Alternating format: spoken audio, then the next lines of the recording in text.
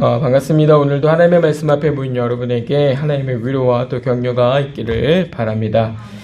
오늘 우리는 함께 읽은 말씀을 중심으로 우리를 주의 기업으로 삼으소서라고 하는 제목을 가지고 함께 하나님의 말씀을 상고하고자 합니다. 여러분, 실수라는 말 혹시 알고 계십니까? 그 말이 어떤 의미를 갖고 있는지 알고 계십니까? 실수라고 하는 말은 어떤 의도하지 않은 결과를 일으키는 인간의 행동을 두고서 실수라고 합니다. 그러니까 조금 쉽게 말하면 조심하지 않아서 발생하는 잘못들을 가지고 우리가 실수한다 이렇게 표현하는 겁니다. 그런데 인생은 실수를 참 많이 하고 살아가는 겁니다.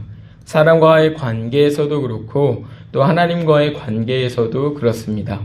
한번 실수하고 난 다음에 다시는 이렇게 하면 안 되겠다라고 마음 먹어도 언젠가 어느 자리에서 똑같은 실수를 하고 있는 스스로를 발견하게 되는 게 인생입니다.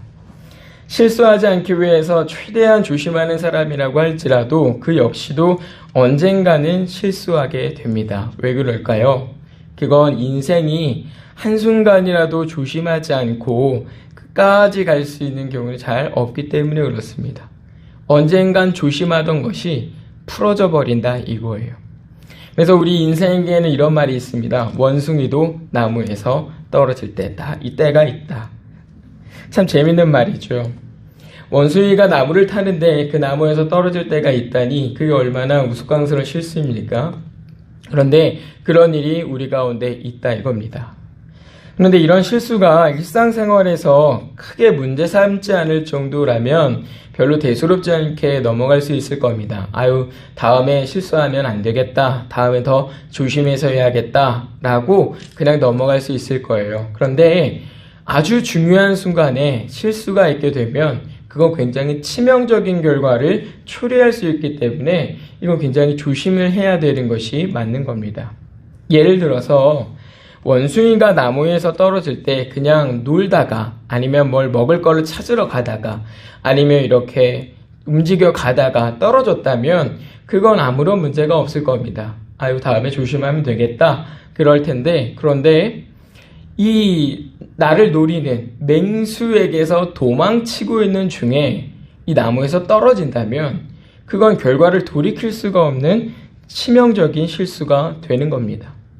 그러니까 같은 실수죠. 나무에서 떨어졌다라고 하는 실수는 같은 실수인데 결과가 전혀 다른 실수가 되는 겁니다. 언제 어떤 때 실수를 하느냐가 굉장히 치명적일 수도 있고 그렇지 않을 수도 있다 이겁니다. 우리가 얼마 전에 올림픽 경기가 있었는데요. 올림픽에서 메달을 딴 선수들은 보통 그런 말을 하죠. 실수를 적게 한 사람이 메달을 가져간 거다.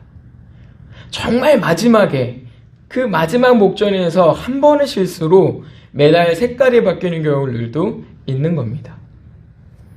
하나님 앞에서 이렇게 치명적인 실수를 한다면 과연 그런 결과는 어떻게 나타날까요? 오늘 우리가 읽은 이 본문이 하나님 앞에서 인생에 행한 치명적인 실수들과 관련한 결과를 다뤄주고 있습니다. 오늘 이 내용을 보면 아시겠습니다만 모세가 십계명을 받으러 무리가 떨어져서 시내산에 올라가 있는 동안 그곳에 남아있던 아론을 비롯한 이스라엘의 남은 무리가 어떤 일을 하냐면 금송아지를 만들어서 거기에다가 거기에다가 여호와라고 하는 이름을 붙여놓고 그 앞에서 춤추며 제사하는 일을 하게 됩니다. 그랬을 때에 오늘 모세가 내려와서 그들을 보고 어떻게 하는 겁니까? 너희가 이것이 뭐하는 짓이냐라고 하면서 방금 받은 따끈따끈한 그 십계명을 집어 던져버려요. 그렇게 해서 그 십계명의 돌판이 다 깨져버리는 사건을 만나게 됩니다. 오늘 우리가 읽은 이 본문은요, 이스라엘 백성이 행한 그 실수들, 하나는 금송아지를 만들어서 하나님이라 라고 하면서 제사하고 춤췄던 그 일, 또 다른 하나는 모세가 방금 받은 그 십계명을 가지고 와서 던져서 깨뜨려 버린 실수, 이 두 가지를 보여주고 있습니다. 여러분, 이 실수가 그냥 단지 넘어갈 만한 실수가 아니라는 건 직감적으로 아실 겁니다. 그렇지 않습니까? 만약에 이런 일들이 우리 시대에, 내가 살고 있는 그 시대에 일어났다면 정말 머리가 쭈뼛 서는 일이 아닐 수가 없는 겁니다. 하나님이 이스라엘 백성을 출애굽하려고 하실 때 이스라엘 백성 한번 기억을 해보실까요? 그들이 언제 단 한 번이라도 하나님 앞에 순종하면서 나온 적이 있습니까? 애석하게도 없습니다. 한 번도 하나님의 마음에 들었던 적이 없어요. 오죽하면 하나님이 그들을 향해서 말씀하시기를 이 백성은 목이 뻣뻣한 백성이다 라고 하시겠습니까? 내가 사랑해서 내가 택한 백성인데 이 백성들은 목이 뻣뻣하다라고 말씀하시니 이 사람들의 정도라고 하는 건 우리가 보지 않아도 어떻겠구나라고 하는 게 바로 그려지는 거죠. 이스라엘 백성이 애굽에서 나오고 난 이후 이 시내산에 오기까지의 여정은 늘 의심하고 늘 하나님 앞에서 두려운 마음을 갖고 늘 불평을 하며 그렇게 따라온 겁니다. 여기까지 왔어요. 하나님의 눈에 단 한 번도 맞아 들어간 적이 없었던 이 백성인데 그런데 지금 무슨 일을 하고 있습니까? 금송아지를 만들어서 이것이 하나님이다라고 그 앞에서 제사하고 춤추고 있어요. 눈에 벗어나도 정도껏 벗어나야지 이건 완전히 벗어났다 이겁니다. 모세의 경우를 한번 생각을 해볼까요? 모세 역시도 하나님 앞에 올라가서 자기를 정결하게 하고 난 다음에 하나님께서 주신 그 돌판을 가지고 내려옵니다. 그건 하나님이 손가락으로 쓰셨다라고 이제 히브리 원어의 표현이 되는데 하나님이 직접 친필로 쓰신 거예요. 그런데 그걸 어떻게 했다? 집어 던져버렸다. 뭐 때문에? 모세의 분 때문에. 이 백성이 지금 뭐 하고 있단 말인가? 열받아서 못 참겠다. 집어 던져버렸는데 그게 그냥 돌멩이도 아니고 이제 막 하나님이 너는 그걸 가져가서 너희 백성에게 이 백성에게 전하라 하신 그 두 돌판이었어요. 이거 정말 큰일 난 거 아닙니까? 하나님 앞에서 이제 이 백성이 끊어져도 할 말이 없을 거예요. 내가 이제 더 이상은 너희를 내 백성으로 데려가지 않겠다. 내가 너희를 흩어버리고 내가 나의 백성을 새로 택하여서 내 사람으로 세워가겠다라고 하셔도 할 말이 없을 겁니다. 너무 해온 잘못들이 많기 때문에 이제 하나님 앞에 가서 하나님 정말 잘못했습니다. 용서해 주세요. 다시 한번 기회를 주세요 라고 말하기에도 사실은 굉장히 염치가 없는 일이 될 것이죠. 그런데 어떻습니까? 이 치명적인 실수를 한 이스라엘의 앞에서 하나님께서 하신 일이 어떻게 되냐면 그 백성들을 끊어내시지 않으셨다 이겁니다. 이게 오늘 우리의 감사예요. 하나님께서는 그 백성을 끊어버리는 게 아니라 내가 다시 너희를 내 백성으로 삼겠다. 내가 다시 너희를 나의 기업으로 삼으시겠다라고 말씀하는 게 오늘 이 본문 가운데 나타나고 있다 이겁니다. 오늘 우리가 이 코로나 시대를 살아가면서 주목해야 될 부분이 바로 이 부분입니다. 예배가 참 어려운 이때에 무엇이 믿음 생활을 하는 자로서 맞는 건지, 가는 게 맞는 건지, 여기서 기다리는 게 맞는 건지 이렇게 확인할 길이 없는 이때에 우리가 하나 붙잡을 수 있는 게 뭐냐면 너희는 나의 기업이다. 너희는 나의 백성이다. 너희는 내 교회다라고 말씀하시는 이 하나님의 은혜라 이거예요. 그래서 오늘 우리가 이 부분을 주목해서 봐야 한다 이겁니다. 하나님이 이와 같이 우리를 다시 자기의 기업으로 삼아 주시기를 우리가 기대해야 되는 이때이기 때문에 더욱 그렇습니다. 함께 읽은 본문은 십계명의 두 돌판이 깨진 상황에서 이제 모세가 다시 하나님을 찾아서 돌판을 받는 상황의 내용을 시작을 하고 있습니다. 우리가 먼저 모세를 통해서 배울 수 있는 것은 교회와 또 우리 가정을 놓고 하나님께 죄의 용서를 구하는 것뿐만 아니라 이들을 하나님께 의탁하고 또 간구해야 된다라고 하는 사실입니다. 보시면 당시 모세가 그때의 교회였던 이스라엘 백성을 어떻게 이제 처리하냐면 하나님 앞에 찾아가서 이 백성의 죄악을 용서해달라라고 구합니다. 하나님, 이 백성을 용서해 주십시오. 그리고 나서 무엇을 구하냐면 이 족속을 주의 백성으로 여겨 주십시오라고 이렇게 기도를 해요. 하나님께서 그 약속과 그 내용들을 이제 들으시고 난 다음에 이제 모세를 불러다가 이 돌판을 주시는 것인데요. 오늘 우리는 이런 내용을 본받아서 첫 번째 목회자된 저와 같은 사람으로서는 이 땅 위에 있는 교회를 위해서, 우리의 교회를 위해서 하나님 앞에 죄 용서와 또 그들을 교회됨으로 붙들어 주시기를 기도하고 간구해야 되겠구나. 그것이 필요하겠구나라고 하는 걸 배우는 것과 동시에 이건 이제 목회자뿐만 아니라 우리 성도들도 다 하셔야 되는 건데 뭐냐면 가정에 있어서도 내 가정을 돌보시는 하나님께 내 죄와 내 배우자의 죄와 내 자녀의 죄와 관련해서 하나님 앞에 용서를 구하는 것뿐만 아니라 나와 내 배우자와 내 자녀가 건실하게 교회로 살아갈 수 있도록 하나님께 의탁하고 간구해야 되겠구나라고 하는 걸 배우는 겁니다. 한 예로 욥을 생각해 보십시오. 욥이 처음에 나와서 하는 일이 뭔지 아십니까? 자기 자녀들이 이제 생일잔치를 열었어요. 아주 풍성하고 거대한 잔치가 있었습니다. 꽤 오랜 시간 동안 잔치를 했는데요. 그것이 끝나고 난 다음에 욥이 한 일이 그 자녀들을 위해서 하나님 앞에 번제를 합니다. 왜냐하면 혹시라도 내 자녀들이 마음으로부터 하나님을 욕되게 한 것이 있을까 그걸 염려해서 이 자녀들의 성결을 위해서 하나님 앞에 기도하고 번제를 해요. 마치 오늘 이 모세의 모습과 유사하지 않습니까?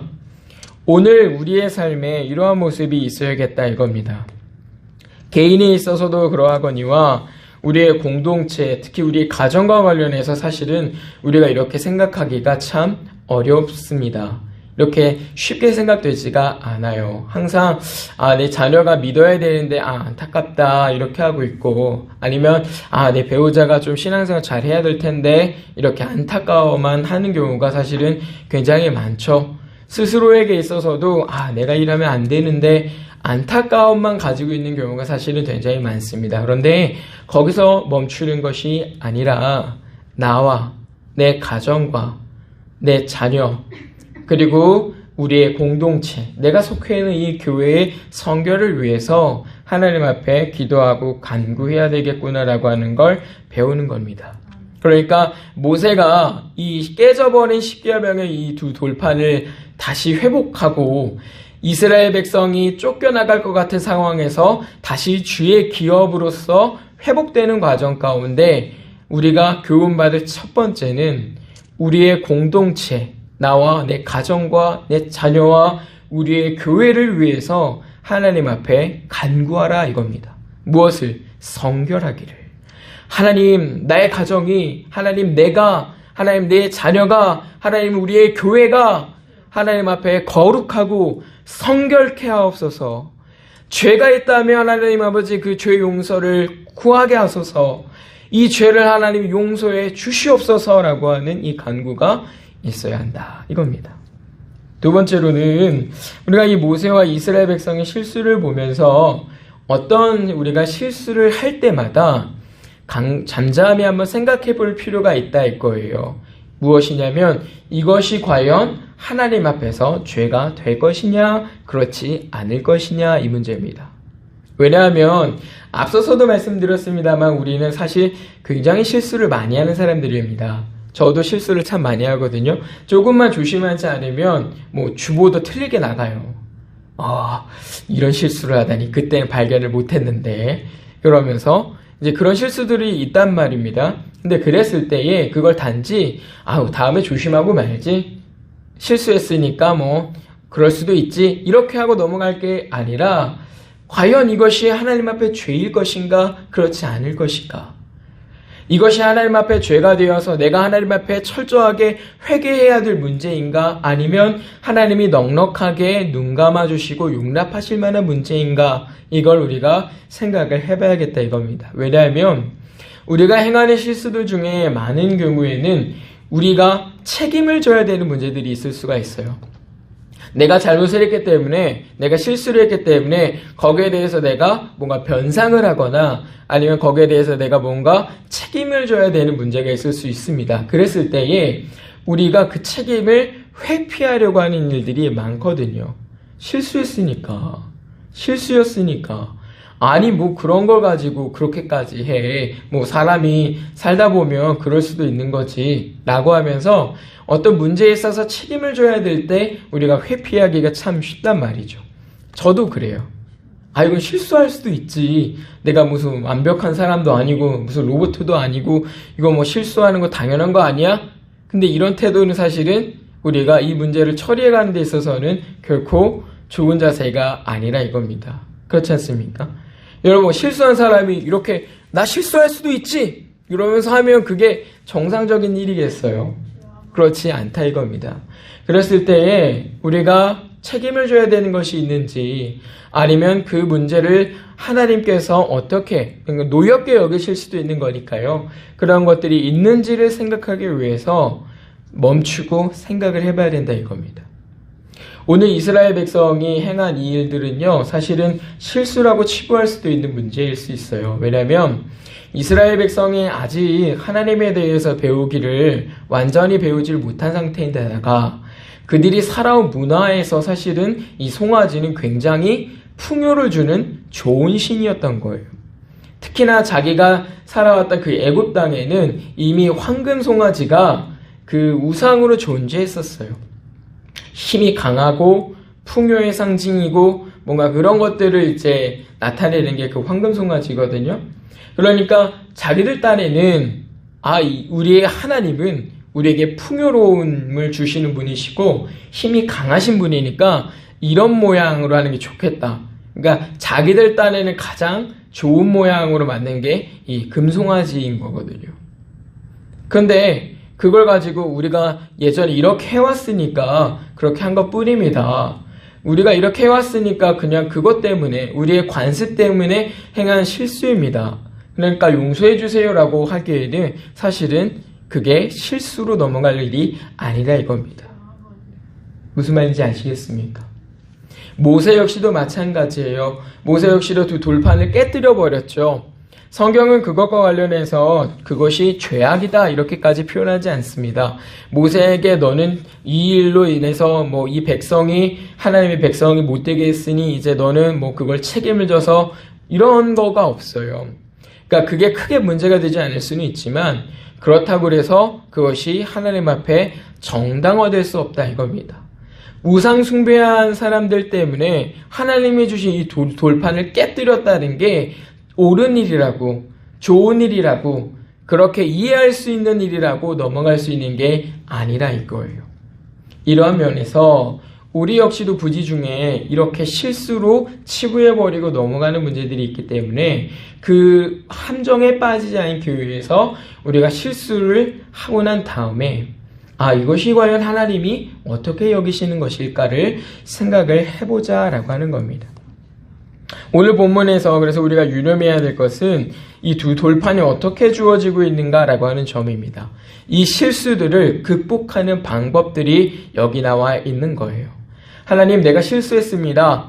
그냥 용서해 주세요 정도가 아니라 이 실수한 문제를 완전히 새롭게 돌이키는 과정을 보여주고 있는 겁니다. 자, 처음 돌판을 주실 때는 하나님께서 완성된 돌판을 모세에게 주셨습니다. 창세기 이제 출애굽기 31장 18절 보시면 아시겠는데요. 하나님이 친히 돌판에다가 이 글귀를 다 십계명을 쓰셔가지고 모세야 이제 너는 이걸 가져가라라고 그의 손에 맡겨주시는데요. 근데 이 돌판을 다 깨고 난 다음에 십계명을 다시 받을 때는 어떻게 말씀하시냐면 모세야 너는 전에 받았던 그 돌판대로 조각해라. 네가 스스로 그 돌판 2개를 똑같이 조각해서 나에게 가져와라. 그러면 내가 거기에다가 너희에게 줄 말을 쓸 것이다. 이렇게 말씀을 하세요. 여기서 다듬어 만들라라고 번역되고 있는 히브리어 페살레카라고 하는 말은요. 너 스스로 깎으라는 의미입니다. 그러니까 하나님께서 전에는 이 돌판을 그냥 받기만 이렇게 주셨다면 이제는 그 돌판을 얻기 위해서 하나의 과정을 주신 거예요.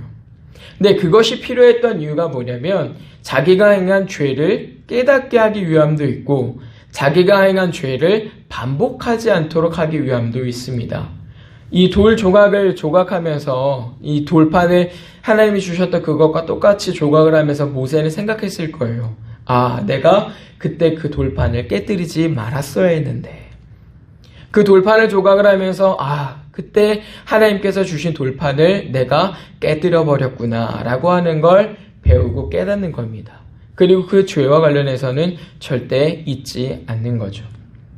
잘 배우셔야 되는 게 이게 우리가 실패를 극복하는 데 있어서 굉장히 중요한 내용이기 때문에 그렇습니다. 우리는 어떤 죄를 짓고 난 다음에는요, 회개하고 나면 다 없는 것처럼 잊어버리지만 그렇지 않아야 한다라고 하는 거예요. 내 잘못을 기억하고 있어야 된다 이겁니다. 내가 그때 하나님 앞에 범죄했던 그 일을 내가 잊어버리면 안 되고 회개했던 그 일을 내가 잊어버리면 안 되고 기억하고 있어야 된다 이거예요. 내가 그때 하나님 앞에 이러한 죄를 범했었지. 그리고 내가 하나님 앞에 그때 이렇게 회개를 했었지. 그리고 내가 다시는 그렇게 하지 않겠다 말했었지. 약속했었지. 그렇게 믿음으로 고백했었지. 라고 하는 걸 가지고 살아야 되는 거예요. 그런데 그게 없으면요, 처음 있는 일이 됩니다. 그 죄가.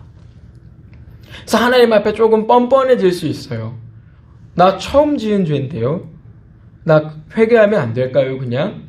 이렇게만 하고 넘어갈 수 있는 문제가 발생해버리기 때문에 우리는 그래서는 안 된다라고 하는 걸 우리가 이 본문에서 배우는 겁니다. 그리고 난 다음에 모세에게 아침 일찍 하나님 앞에 홀로 나오라 이렇게 말씀하는 걸 우리가 확인할 수 있습니다. 2절 보시면 이렇게 말씀하시죠. 아침까지 준비하고 아침에 시내산에 올라와 산 꼭대기에서 내게 보이되 아무도 너와 함께 오르지 말며 온 산에 아무도 나타나지 못하게 하고 양과 소도 산 앞에서 먹지 못하게 하라 이렇게 말씀하세요. 여러분, 아침에 이 당시에 이 양들이나 이 가축을 돌보는 데 있어서 아침에 제일 먼저 해야 될 게 뭘까요?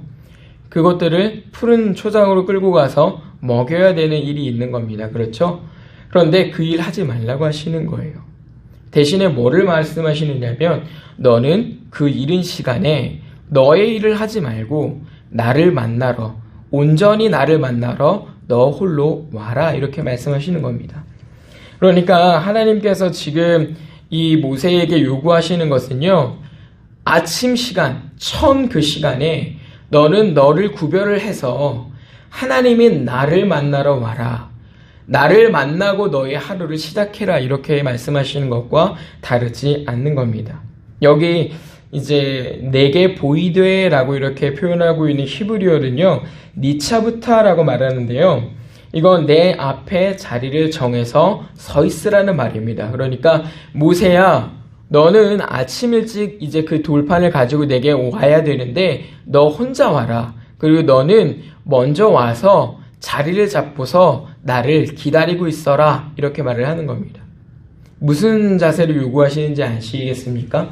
가장 이른 시간에 아무것도 하지 않은 그 상태, 가장 깨끗한 상태일 거예요. 그런 상태에서 근심도 염려도 없겠죠.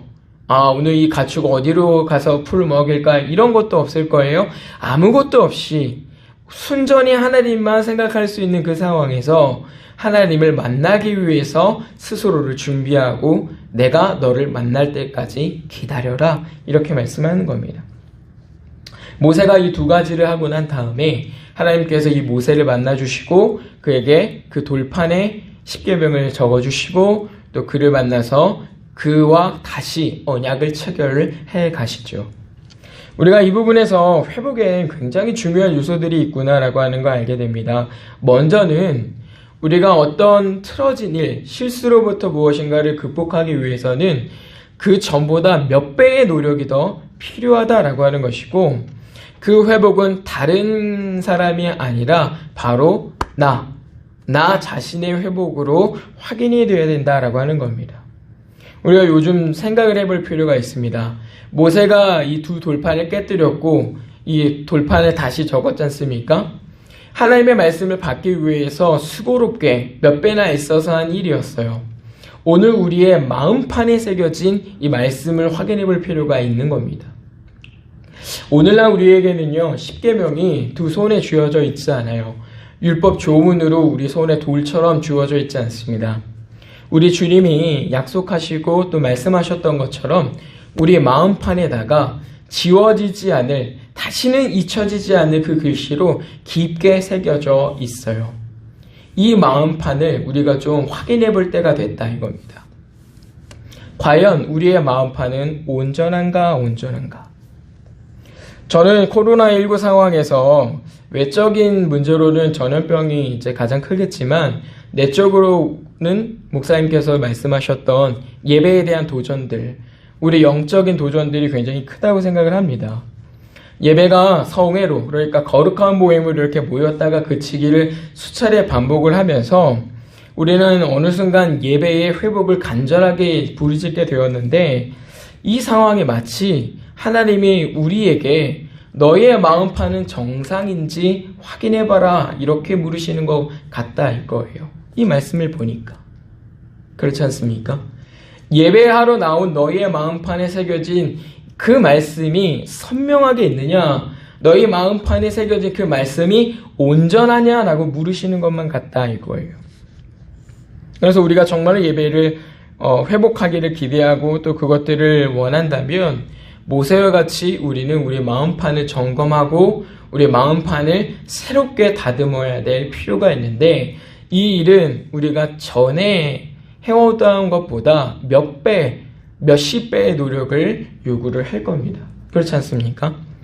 여러분, 이 온라인으로 예배를 하려고 하다 보면은요, 집중이 안 된다고도 하시고요, 과정도 많고, 복잡해가지고, 어떻게 해야 될지도 모르겠고라고 하지 않습니까? 예배하려면 예전에 그냥 저 문 열고 들어오면 되는데요. 지금은 인증도 해야 되고, 가입도 해야 되고, 모두 눌러야 되고, 소리가 안 나오면 또 만져야 되고, 화면이 또 크게 보려면 또 이것도 해야 되고, 많아졌어요. 예배를 하려면 전에처럼 한 번만 문 열고 들어오는 것만이 아니라, 그거보다 더한 몇 배의 노력을 해야 한 번 예배할 수 있게 된 겁니다. 회복을 위한 과정으로 아십시오. 그 시간들을 통해서 여러분이 예배를 점검하실 때인 줄을 아셔야 된다 이겁니다. 하나님이 지금 내 마음판에 있는 이 말씀을 돌이켜보라고 하시는구나. 하나님이 문 열고 들어왔을 때에 예배하던 나의 예배 태도를 한번 점검해보라고 이렇게 하시는구나. 여러분 예배 포기하실 겁니까? 모이지 못한다고 예배 그만두실 건가요? 그럴 수 없다 이겁니다. 하나님은 나는 무슨 수를 써더라도 하나님을 예배해야 될 예배자입니다라고 하면 열심히 해야죠. 못하는 것도 배우고 내일 까먹어도 또 배우고 또 해보고 될 때까지 해봐야 되는 거 아니겠습니까? 그래서 누구에게 이거는 이렇게 하면 예배할 수 있는 거야 라고 가르쳐줄 정도까지 우리가 숙달이 돼야 된단 말이죠. 지금 우리의 예배를 훈련을 해야 되고 여러 가지 상황에서 주어진 환경을 극복하기 위해서 많은 것들을 점검해야 될 시기라 이겁니다. 회복을 위해서 지금 하나님이 우리에게 이 모세와 같이 우리의 애씀을 요구하고 계신다라고 하는 거, 우리가 이걸 잊어버리면 안 되겠다 이겁니다. 여러분, 그리고 우리가 이 마음을 점검하는 과정에 놓치지 말아야 될 건 하나님께서 그 가운데 요구하시는 우리 삶의 태도에 대해서 우리가 잊지 말아야 된다 이거예요. 하나님께서 모세에게 요구하신 삶의 태도는 무엇입니까? 너의 일을 하기 전에, 하루를 시작하면서 너의 일을 시작하기 전에 너의 일보다 나를 만나는 걸 먼저 해라 이겁니다. 아침에 하루를 계획하고 하루를 시작하는 그 시점에 하나님을 만나서 하나님의 뜻을 묻고 오늘 내가 어떻게 하나님의 말씀대로 살아야겠구나를 결단을 하고 마음을 먹고 계획을 세우고 그렇게 하루를 하나님과 함께 시작해야 한다라고 하는 걸 가르쳐 주는 거예요. 여러분, 아침마다 목사님께서 보내시는 문자 자주 보실 거예요. 목사님이 왜 그렇게 하시겠습니까? 지금 목사님 이제 휴가 중이신데 오늘 아침에도 이제 보내셨고 어제도 보내셨잖아요. 내일 또 목사님 또 새벽 예배도 인도하실 건데요. 목사님이 왜 이 시간을 그렇게 하고 계시는 걸까요? 아침마다. 새벽기도 못 오시는 분들은 하루의 시작을 이 말씀과 같이 묵상하시면서 하나님과 함께 그 하루를 설계하고 우리가 하나의 말씀으로 하나님의 말씀 안에 묶여있자라고 이 어려운 때를 그렇게 넘어가자고 우리가 그렇게 이겨나가자고 그렇게 하시는 거 아니겠습니까? 받으시는 분들은 그냥 문자 하나가 띡 하고 왔으니까 아 왔구나 싶으시겠지만 저는 목사님이 얼마나 수고롭게 그 일을 하시는지를 알아요. 한 문장 한 문장을 다듬어 가시는 것도 그 안에 적어야 되는 내용이 이제 있기 때문에 고민하시고 이 말씀이 우리 성도들에게 힘이 돼야 되고 위로가 돼야 되고 또 그 말씀이 가르치는 것들을 전달하셔야 되기 때문에 고민을 많이 하실 거예요. 그 이후에 붙여지는 새벽 예배 영상들이나 이런 것들도 사실 목사님이 어떻게 편집해야 되는지를 공부하시고 목사님이 배우셔가지고 그거를 이제 아침마다 그걸 이렇게 편집하고 해가지고 이제 하면서 보내시는 거란 말이에요. 우리가 그걸 보는데 몇 분이 걸리는지 모르겠습니다. 한 번 오는 건 뭐 순간이니까요. 받는 건 순간이지만 그걸 전하실 때 이제 목사님의 수고는 몇 시간이에요, 몇 시간. 저도 이제 영상 편집을 하고 만들어봐서 알지만 이제 뭐 과하게 표현하자면 1분을 만드는데 1시간이라고 생각하시면 돼요. 잘 못하면.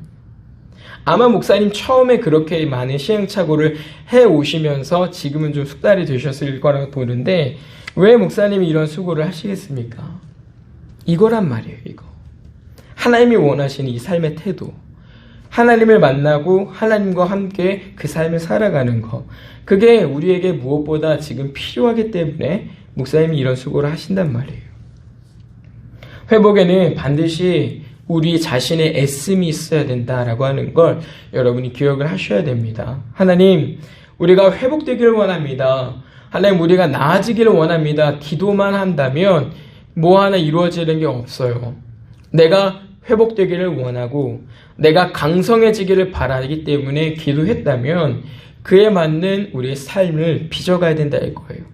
근데 그렇게 하기 위해서는요, 정말 많은 노력이 이전보다 더 큰 노력이 필요할 거예요. 이제 코로나가 지나고 난 다음에 우리 예배가 예전처럼 다시 모여서 예배를 하게 될 겁니다. 그럼 그 일들을 여러분 감당하실 수 있으시겠습니까? 한편으로 아찔하다는 생각이 들지 않으세요? 아, 그 더위에 어떻게 식사 준비를 하셨으며 그 추위에 어떻게 또 식사 준비를 하셨으며 그 더위와 그 추위에 어떻게 예배당을 이렇게 살펴갈 수 있었으며 그런 형평들 중에서 우리가 어떻게 이 교회를 다듬어서 여기까지 올 수 있었을까? 그렇지 않습니까? 어디서 그런 힘이 났었을까요? 이제 우리가 그 일들을 넘어서 더 큰 일들을 해나가야 되는 교회가 됐단 말입니다. 참 우리가 회복하기까지는 예전처럼만 해서는 되지 않는 거예요. 2배, 3배의 애씀이 있어야 되는데 저는 그걸 능히 하나님이 감당하게 하시리라고 믿습니다. 여기 보십시오. 모세가 어떻게 감당하고 있습니까? 모세가 혼자 하는 것 같지만 사실은 그 안에 하나님이 다 인도하고 그를 붙들고 계시죠. 모세야 너는 이렇게 해라. 모세야 너는 이렇게 해라. 말씀하고 이렇게 팔짱 끼고 뒷짐지고 지켜만 보셨을까요? 아닙니다. 아닙니다. 아침까지 그 돌판을 만들어야 되기 때문에 하나님이 피곤하지 않게 그 손이 멈추지 않게 하셨을 거예요. 그때 당시 뭐 돌판을 깎는 기술이 뭐 얼마나 좋았겠습니까? 일일이 다 손으로 치고 하는 거죠. 그 일들을 감당하게 하시는 게 또 하나님이시라 이겁니다. 아무리 모세가 회복을 위해서 이렇게 애쓰고 그랬다 할지라도 하나님이 사실은 회복을 허락하지 않으시면 회복은 이루어질 수가 없습니다. 그래서 오늘 이 5절의 말씀이 굉장히 우리에게 위로가 돼요. 5절 보시면요. 하나님이 어떤 분이신지 말씀하시냐면 이렇게 말씀하시는데 자비롭고 은혜로우시며 노하기를 더디하시고 인자와 진실이 많은 분이시기 때문에 하나님 앞에서 사실은 끊어졌어야 되는 그 치명적인 실수를 한 이스라엘 백성이지만 그들이 끊어지지 않고 하나님의 진노가 있기는 하였어도 다시금 이렇게 온전히 회복되는 과정은 하나님이 이처럼 자비하고 은혜로우시고 노하기를 더디하시고 인자와 진실이 많기 때문에 우리를 용납하셔서 그런 겁니다. 그러니까 우리 유선욱 집사님도 기도하실 때 지난주에 묵상하셨던 말씀을 가지고 또 기도해 주셨는데요. 이게 바로 용납이에요. 용납. 죄는 드러나지만 우리 이스라엘 백성들이 징계당했던 걸 기억하지 않습니까? 그러나 그 징계가 그들의 멸망이 아니었어요. 그들이 그 자리에서 오히려 회복되는 기회였단 말입니다. 그 용납이 있기 때문에 모세가 오늘 이 자리에서 회복의 은혜를 얻는 겁니다.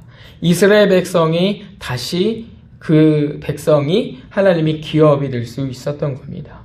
모세가 마지막에 이렇게 고백하죠.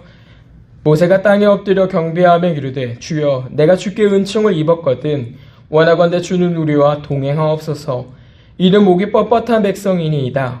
우리의 악과 죄를 사하시고 우리를 주의 기업으로 삼으소서. 아멘. 뭐예요? 하나님 우리를 용납하시고 우리를 당신의 기업으로 소유해 주십시오 라고 기도하는 겁니다. 사랑하는 성도님들, 오늘 우리의 때가 모세와 같이 하나님께 우리를 주의 기업으로 삼아달라고, 우리를 용납하시고 주의 기업으로 소유해달라고 간청해야 될 때인 줄을 믿습니다.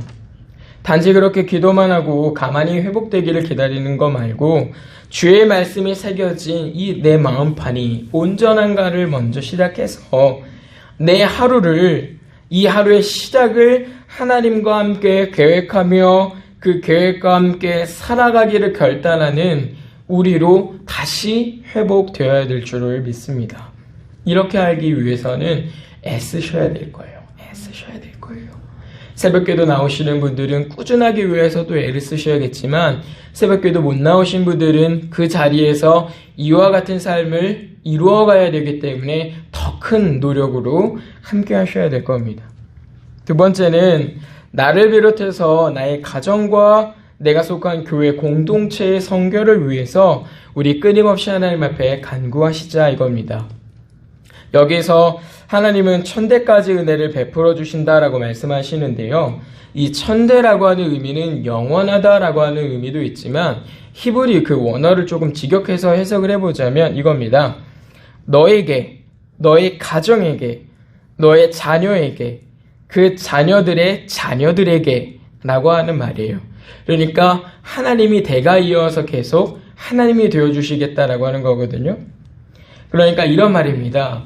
너뿐만이 아니라 너의 하나님일 뿐만 아니라 너의 가정의 하나님, 너의 자녀의 하나님, 너의 자녀의 자녀들의 하나님, 또 그 자녀들의 하나님이 되어 주겠다라고 하나님이 약속하시는 거예요. 여러분 이게 얼마나 큰 은혜입니까?